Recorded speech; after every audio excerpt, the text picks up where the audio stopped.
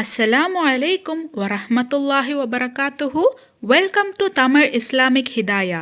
இன்னைக்கு நம்ம வீடியோல நபி ஸல்லல்லாஹு அலைஹி வஸல்லம் அவர்கள் காளானோட நன்மைகளை பத்தி சொன்ன சில விஷயங்களை பத்தி தான் பார்க்க போறோம். நபி ஸல்லல்லாஹு அலைஹி வஸல்லம் அவர்கள் இந்த உலகத்துல நம்ம சிறப்பா வாழறதுக்கு எல்லா வழிமுறைகளையும் நமக்கு கற்று தந்திருக்காங்க.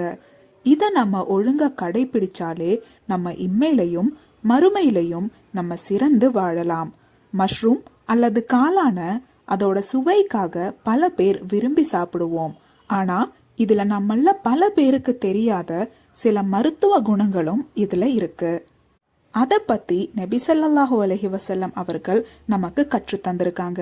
புகாரில பதிவு செய்யப்பட்ட ஒரு ஹதீஸ், காளான் அல்லாஹு தஆலாவால் ஆசிர்வதிக்கப்பட்ட ஒரு பொருள், இதன் நீர் கண்களுக்கு மருந்தாகும் என்று நபி ஸல்லல்லாஹு அலைஹி வஸல்லம் அவர்கள் கூறியதாக சயீத் பின் ஸைத் ரலியல்லாஹு தஆலா அன்ஹு அவர்கள் பதிவு செய்கிறார்கள்.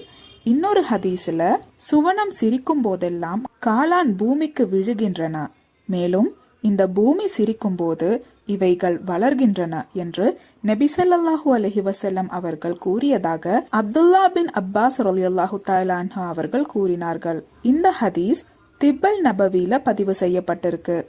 அதே போல இன்னொரு ஹதீஸ்ல, காளான் அல்லாஹு தஆலாவால் ஆசீர்வதிக்கப்பட்டிருக்கின்றன, இதன் நீர் கண்களின் நோயை குணப்படுத்தும், மேலும் அஜுவா சுவனத்தில் இருந்து இறக்கப்பட்டது, இது விஷத்தை முறிக்கும் என்று நபி ஸல்லல்லாஹு அலைஹி வஸல்லம் அவர்கள் கூறியதாக இப்னு மாஜால பதிவு செய்யப்பட்டிருக்கு. இந்த பதிவுல உங்களுக்கு ஏதாவது சந்தேகம் இருந்துச்சுன்னா கமெண்ட் பண்ணுங்க. நீங்க மரணித்த பிறகும் உங்களுக்கு நன்மை வந்து சேர்ந்து கொண்டே இருக்க இன்ஷா அல்லாஹ் இந்த ஒரு வீடியோவை ஜாரியான சதகாவா நினைச்சு உங்க நண்பர்களுக்கும் ஷேர் பண்ணுங்க. அல்லாஹு தஆலா நம் அனைவரின் வாழ்க்கையிலும் ஹைரும் பர்க்கத்தும் தந்து அருள் புரிவானாக. ஆமீன்.